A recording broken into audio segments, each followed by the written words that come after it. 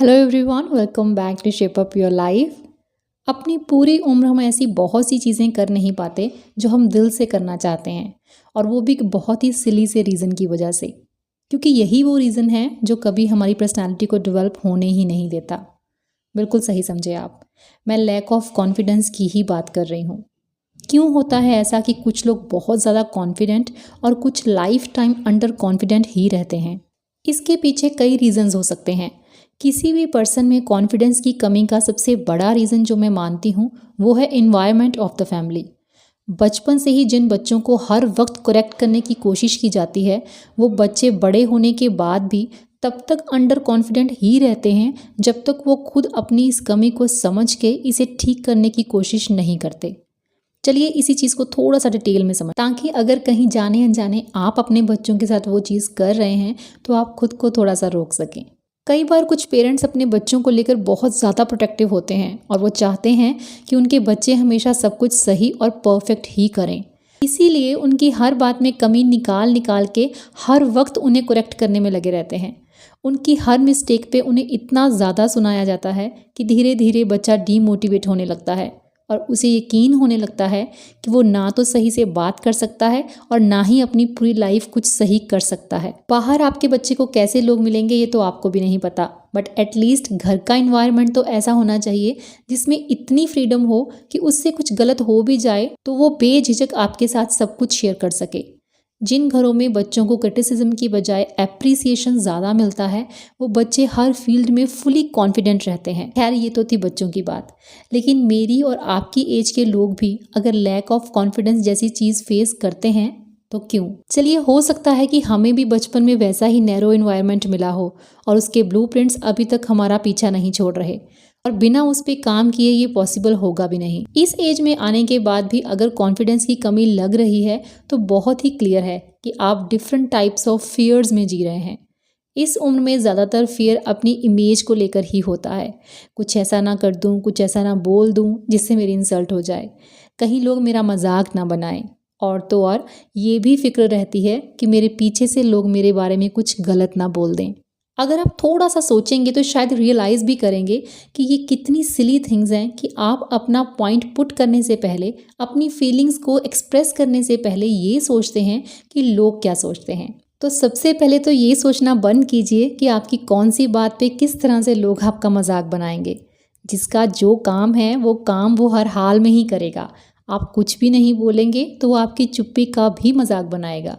So present yourself as you are. Let people see your actual personality, जिसमें दूसरों को please करने के लिए आपको एक्ट नहीं करना पड़ता। लोग तो क्रिटिसाइज़ करेंगे ही, लेकिन जब तक आप क्रिटिसिज्म से डरते रहेंगे तब तक अंडर कॉन्फिडेंट ही रहेंगे। एक बार ये क्रिटिसिज्म वाला फियर अपने दिमाग से निकाल कर देखिए, जीने का स्टाइल ही चेंज हो जाएगा। हमारे थॉट्स हमारे एक्शंस डिसाइड करते हैं और हमारे एक्शंस ही शो करते हैं कि हमारी सोच का लेवल और लाइफस्टाइल क्या होगा। दूसरों के सामने बात करने की हिम्मत ना जुटा पाना बहुत ही क्लियरली शो करता है कि आप खुद को ही अंडर एस्टिमेट कर रहे हैं और उनका काम इजी कर रहे हैं जो आपको कंट्रोल करना चाहते हैं। आप सही होते हुए भी गलत हो जाते हैं जब अपनी बात कहने में कुछ हिचकिचाते हैं। मैं जैसी हूँ परफेक्ट हूँ, किसी से भी कम नहीं।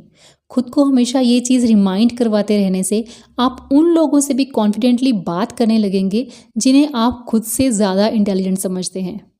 आप भी उतने ही इंटेलिजेंट हैं, बस खुद को अपडेट करते रहना ना भूलें। नॉलेज की कमी होने से भी हम में कॉम्प्लेक्स आने लगता है, इसीलिए कुछ ना कुछ जानते रहना, सीखते रहना कभी बंद ना करें। Try to learn one thing daily. कोई एक अच्छा आर्टिकल या किसी अच्छी बुक का सिर्फ एक ही पेज पढ़ना अपनी रूटीन बना लीजिए। कहने को तो एक पेज है, मंथ के 30 और ईयर के 365 पेजेस होते हैं। राइटर्स अपनी लाइफ के एक्सपीरियंसेस अपनी बुक्स में लिखते हैं। किसी और का एक्सपीरियंस आपको कब क्या एक्सपीरियंस करवा जाए क्या पता। अपनी नॉलेज का दायरा आप जितना चाहे उतना बढ़ा सकते हैं, और जितनी ज़्यादा नॉलेज उतने ही ज़्यादा कॉन्फिडेंस के साथ आप अपनी लाइफ की हर सिचुएशन को हैंडल कर सकते हैं। अदरवाइज़ तो खुद के लिए कपड़े चूज़ करने का कॉन्फिडेंस भी जुटा नहीं पाते। उसके लिए भी खुद से ज़्यादा दूसरों पे ही ट्रस्ट करना पड़ता है। फिर दूसरों की कही हुई सभी बातें सही लगने लगती हैं। मान लीजिए सामने वाले ने कहा तुम्हें समझ नहीं आता, तुम रहने दो, तुम्हारी चॉइस अच्छी नहीं है, तुम रहने दो। ये डिसाइड करना, वो डिसाइड करना तुम्हारे बस की बात नहीं है, सो तुम तो रहने ही दो। और बार बार जब यही सब होता है तो फिर सच में हम रहने ही देते हैं, क्योंकि दूसरे जो कहते हैं वो हमें ज़्यादा सही लगता है एंड बाय द टाइम अपने दिल की बात को हम सुनना ही बंद कर देते हैं और पूरी उम्र बैक फुट पे रह के ही ज़िंदगी निकाल देते हैं।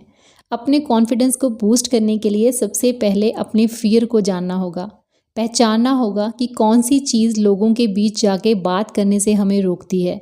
अपना फियर पता चल जाए तो उसे ओवरकम करना, अपनी वीकनेस पता चल जाए तो उस पर काम करना इजी हो जाएगा। लेकिन अगर हार मानकर बैठ जाएं तो ये भी नहीं कर पाएंगे और जो जैसे चल रहा है पूरी उम्र सब कुछ वैसे ही चलता रहेगा।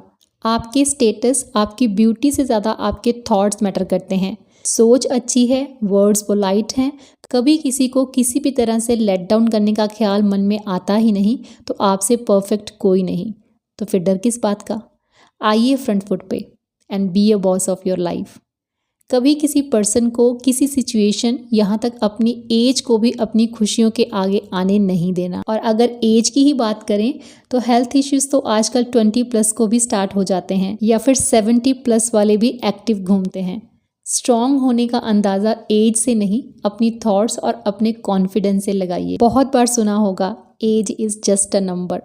कौन सी एज में क्या करना है और क्या नहीं करना चाहिए ये आप दूसरों से सुनना शुरू करेंगे तो फिर तो जी ली ज़िंदगी। तो उम्र को कह दो रुक जाए ज़रा, अभी तो जीना शुरू किया है, अभी तो रफ्तार को लगाम दी है, खुद को खुद ही से मिलाने की शुरुआत की है।